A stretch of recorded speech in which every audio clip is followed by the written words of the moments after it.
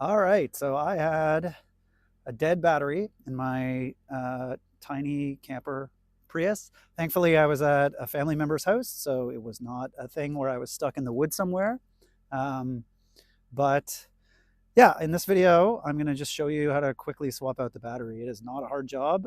If you have any level of DIY skills, you can do this.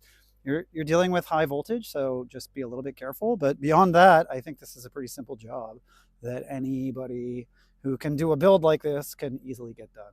So if you're new to the channel, welcome.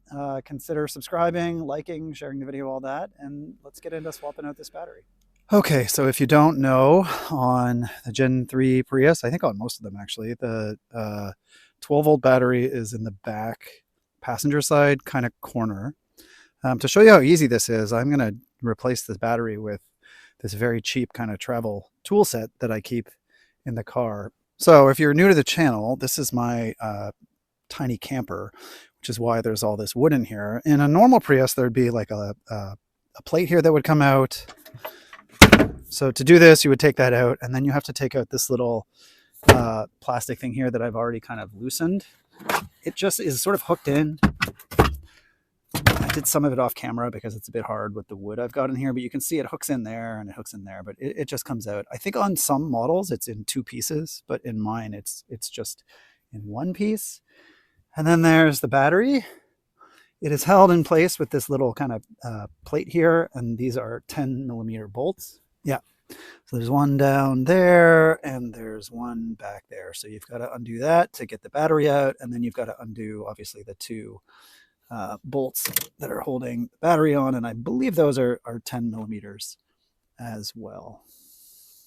All right, I've got the strap off and I just sort of tucked it back there.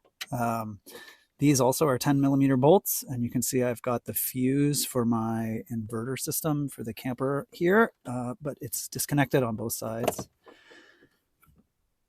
And then the only other thing to note is that there is this vent here that vents gases to the outside. I believe it's possible nowadays to get sort of ventless sealed batteries, but if your battery requires the vent, make sure that you have that connected. And the one that I got does require a vent, so you definitely want to make sure that that's connected correctly. So I'm going to get this, I believe it just slides in.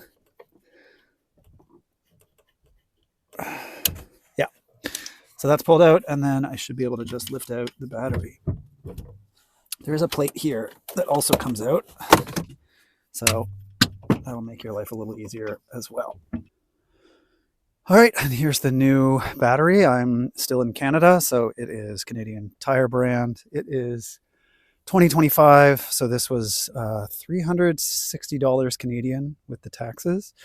I honestly don't remember what I paid for this one. I think this battery is 9, maybe 10 years old. I replaced this myself. The new battery, we should be able to just drop it back in, reattach everything, and good to go.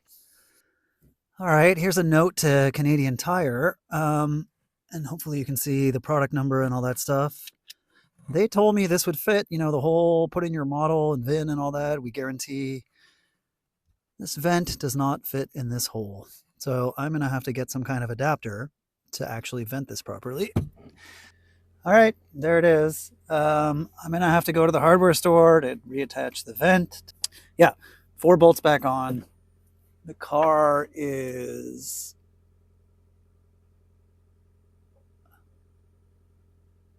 running, and this is fixed. It is, and this is fixed. If you can do any of this kind of stuff to make a camper, a van, or whatever, you can do a repair like this.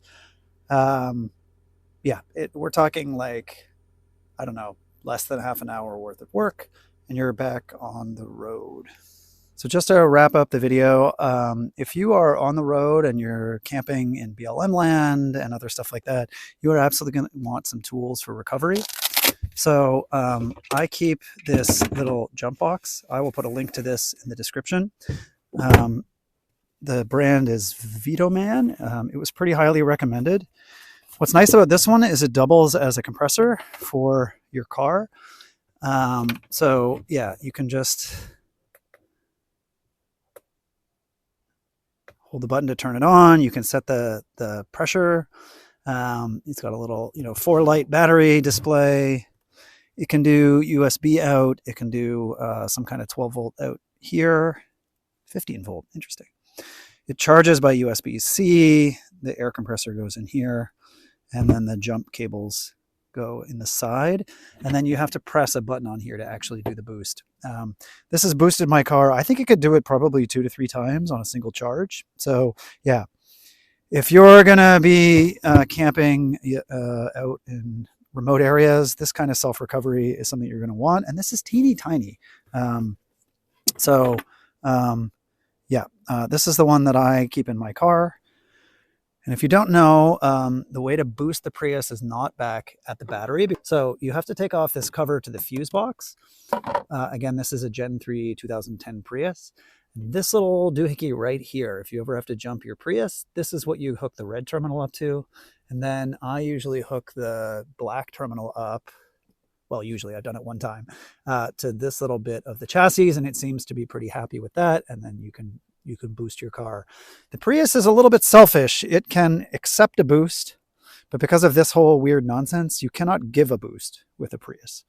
So that's something to know. Another thing to know is that if your battery is dead, on my Prius anyway, the back hatch is an electronic switch. I honestly don't remember if I added this or if it came with the car. I think it came with the car. But anyway, it is possible to yank at this and undo the latch from the inside and get the hatch open. So that's something you might have to do depending on whether you've jumped the car and got it working again or not. But if it's totally dead, this having some way of getting into the mechanism here is one way that you can get the hatch open if the battery is completely dead. All right, so that's that. Battery replaced in a Gen 3 Prius. This is a 2010. Honestly, 15 to 30 minute job. All you need is a 10 millimeter socket, and you're good to go. If you're any kind of DIYer, if you're any kind of builder, this is an easy job that you can absolutely do. So happy trails, and I'll catch you guys in the next video.